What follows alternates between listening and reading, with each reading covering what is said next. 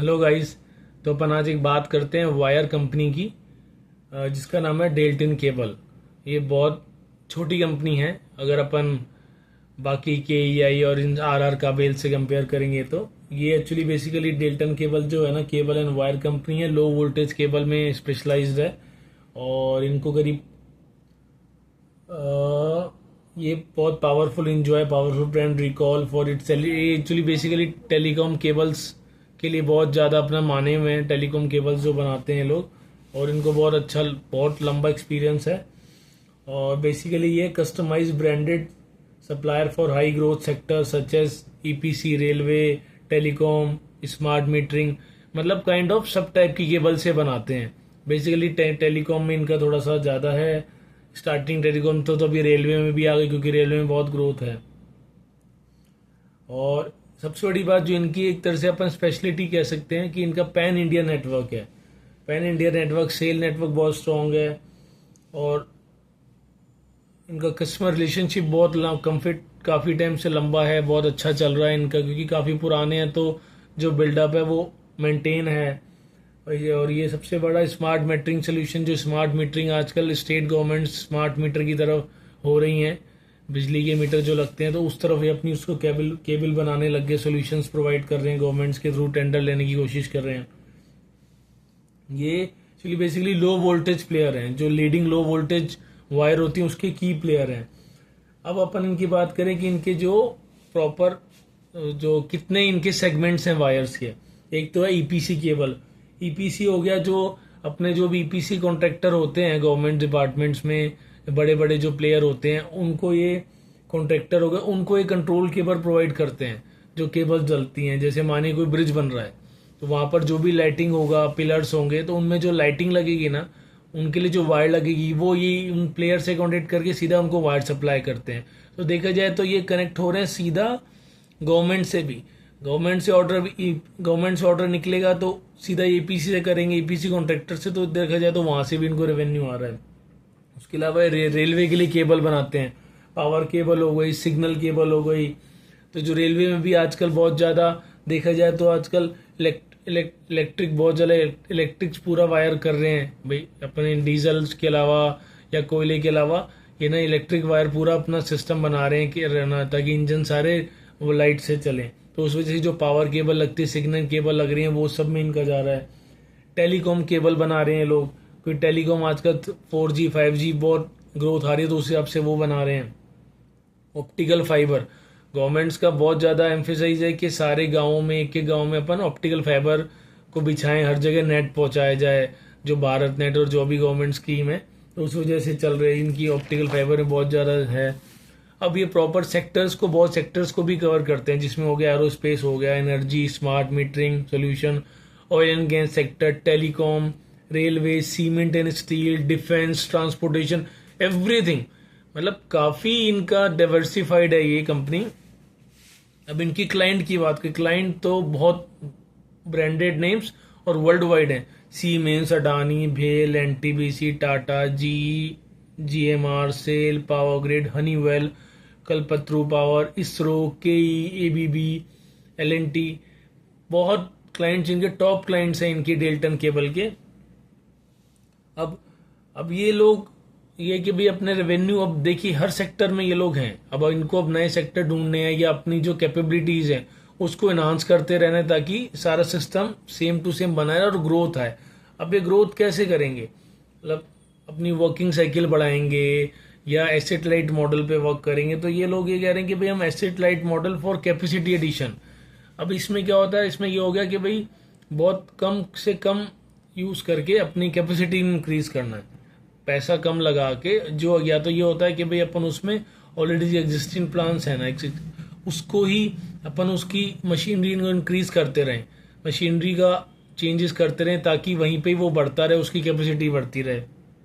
दूसरा हो गया ये अपना नीश प्रोडक्ट और ज़्यादा फोकस कर रहे हैं, ताकि हमारी जिसमें हाई ग्रोथ है ना, जिस सेगमेंट में, उसमें और नीश में जाते जा रहे हैं, ताकि हमारी उसमें रेवेन्यू जनरेट हो, जिसमें मार्जिन ज़्यादा हो।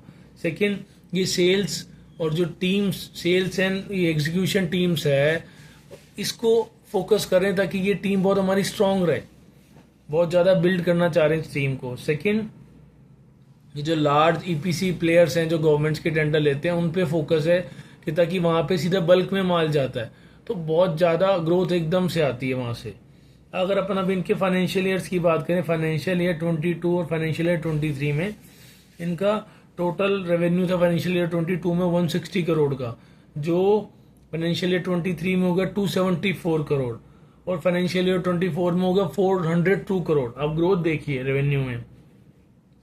अगर अपन इसकी बात करें ना, तो अब आप अगर जैसे 160 करोड़ को अगर अपन रेवेन्यू वाइज ब्रेकअप करें तो टेलीकॉम में था इनका 35 टेलीकॉम सेगमेंट से आया था, 57 आया था इनका रेलवे से, 61 आया था नॉर्मल प्रोजेक्ट से।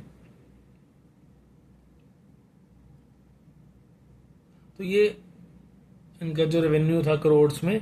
अब फाइनेंशियल ईयर 23 में जो इनका 274 करोड़ रुपए रेवेन्यू था, तो 41 आया टेलीकॉम से जो लास्ट ईयर के मुकाबले 6 करोड़ रुपए बढ़ा। रेलवे 57 था, वो आ गया 122 करोड़, आप देखिए डबल से भी ज्यादा। और जो प्रोजेक्ट 61 था वो आया 97 और अदर्स ऐड हुआ 14 करोड़। अगर अपन फाइनेंशियल ईयर 24 की बात करें तो 14 अदर 23 बन गया, टेलीकॉम 41 करोड़ से 50 करोड़ बन गया, रेलवे 122 करोड़ से 170 करोड़ बन गया और जो प्रोजेक्ट से 97 करोड़ से बन गया 159 करोड़। अब देखिए चारों तरफ ग्रोथ है, मतलब कोई सेगमेंट ऐसा नहीं जिसमें डी ग्रोथ हो रही हो या कम ग्रोथ हो रही हो, सब में सुपर ग्रोथ हो रही है। तो कंपनी बहुत, एक जो छोटी कंपनी के इतना ग्रोथ आ रही है, अनबिलीवेबल है। अब इनका कैपेसिटी यूटिलाइजेशन की बात करें अगर अपन, तो फाइनेंशियल ईयर 22 में इनका 44% प्लांट ऑपरेट होता था, मतलब कैपेसिटी यूटिलाइजेशन 44% यूज हो रहा था। अब जाके वो फाइनेंशियल ईयर 24 में 76% हो गया। आप ये देखिए 2 साल में कैपेसिटी यूटिलाइजेशन भी ऑलमोस्ट डबल होने को आ गया। अभी भी इनके पास देखा जाए तो 24% यूटिलाइजेशन बाकी है, मतलब उसको भी अपन और ग्रोथ कर सकते हैं और ज्यादा कैपेसिटी यूटिलाइजेशन बढ़ा सकते हैं, 100% तक ला सकते हैं अगर ऑर्डर मिले तो। और इनका रेवेन्यू अब देखिए, जो फाइनेंशियल ईयर 22 में 160 करोड़ था, वो फाइनेंशियल ईयर 24 में आके 400 करोड़ हो गया। अब रेवेन्यू देखिए 2.5x हो गया रेवेन्यू, कितना 2 साल में सॉलिड। अब वर्किंग कैपेबिलिटी जो है इनकी फाइनेंशियल ईयर 22 में 218 डेज की थी, वर्किंग कैपिटल डे जो था 218 दिन की थी, जो जाके अब फाइनेंशियल 24 में 138 दिन आ गई। अब ये देखिए कितना सही हो रहा है ग्रोथ। कैश कन्वर्जन साइकिल जो फाइनेंशियल ईयर 2022 में 214 करोड़ था, वो फाइनेंशियल ईयर 24 में 116 करोड़, 116 आ गया। तो अब ये देखिए हर तरफ से इंजन बूस्ट हो रहा है। और इनका टारगेट है कि हमारा 2024 में हम लोग 400 करोड़ का टर्नओवर करेंगे रेवेन्यू, जो अभी फाइनेंशियल ईयर 24 में था ना 402 करोड़, फाइनेंशियल ईयर 25 में हम 400 करोड़ करेंगे। 402 करोड़ फाइनेंशियल ईयर, हाँ सॉरी मैं आपको गलत बोल गया। जो इनका 2024 में 400 करोड़ था ना, तो इनका एक रेवेन्यू का इन्होंने एस्टीमेट दिया कि 2030 तक हम इसको 2500 करोड़ ले आएंगे। तो आप सोचिए 6 गुना कंपनी बोल रही है। बट ठीक है, अपने को हर Q&Q ईयर और अपने को देखना पड़ेगा कि जो बोल रहे हैं वो हो रहा है या नहीं हो रहा। लेकिन आप देखिए खुद कंपनी बोलती है 400 करोड़ से 2500 करोड़ हम लेकर जाएंगे, 6 गुना ग्रोथ करेंगे। अब ये क्या कर रहे हैं, ये एक ना क्या कहते हैं उसको, एक टर्म होती है डी बॉटलिंग नेक्ड। ये एक तरह से काइंड ऑफ, ये क्या होता है इसमें ना, मतलब अपनी जो प्रोडक्टिविटी होती है उसको इनहेंस करते हैं एग्जिस्टिंग प्लांट में। कैसे करेंगे, उसमें अपन प्लांट की मशीनरी चेंज करते हैं ताकि अपनी कैपेसिटी बढ़े। उसी प्लांट में उसी मशीन हल्का बोल चेंजेस करके, पार्ट्स को, मशीन को चेंज करके, तो उसको डी बॉटलिंग नेक्ड कहते हैं। तो ये वो उस टाइप की मशीनरी अपने प्लांट्स में लगा रहे हैं।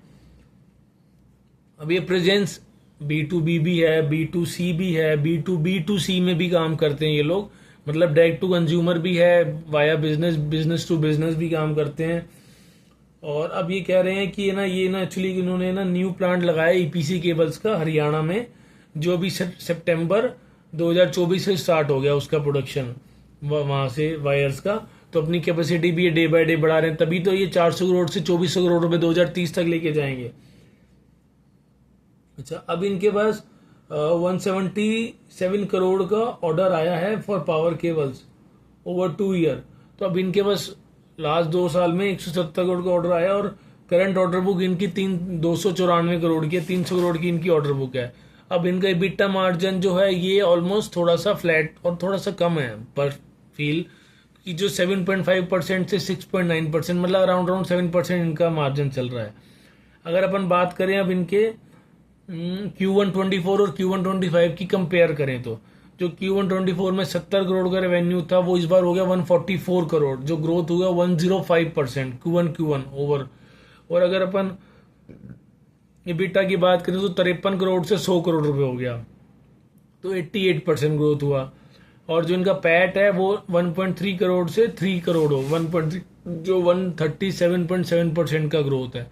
मतलब आप ग्रोथ देखिए। और दूसरा जो सेक्टर है ना, ये बहुत हॉट सेक्टर है फिलहाल के लिए, क्योंकि इसमें देखिए गवर्नमेंट से बहुत ज़्यादा सपोर्ट है और हर तरफ से ग्रोथ है। रेलवे हो गया, EPC हो गया, टेलीकॉम हो गया, ऑप्टिकल फाइबर्स हो गया, मतलब सारे के सारे, टेलीकॉम हो गया, railway, optical fibre, cement, smart metering हो गया, एरोस्पेस, डिफेंस, हर तरफ से ये ग्रोथ में है। तो अपन इस कंपनी भी देख सकते हैं, छोटी कंपनी है, RR का बेल से कंपेयर करो या और भी जो कंपनीज है उस वे में छोटी है, बट इसमें ग्रोथ का चांसेस बहुत ज़्यादा है। इनके पास ग्रोथ बहुत ज़्यादा आ रही है। इनके रेवेन्यूज आप देखिए quarter year on year double हो रहे हैं। तो आप देखिए कितना एक्सपेंड इनके पास मार्जिन ड्यू है जो अपन एक्सपेंड कर सकते हैं। तो आप इस कंपनी को भी एक बार देखिएगा और क्वार्टर पे, year on year, every quarterly upon result track करेंगे, जहां पर भी जैसे भी होगा फिर अपन उस बारे में डिस्कस करेंगे।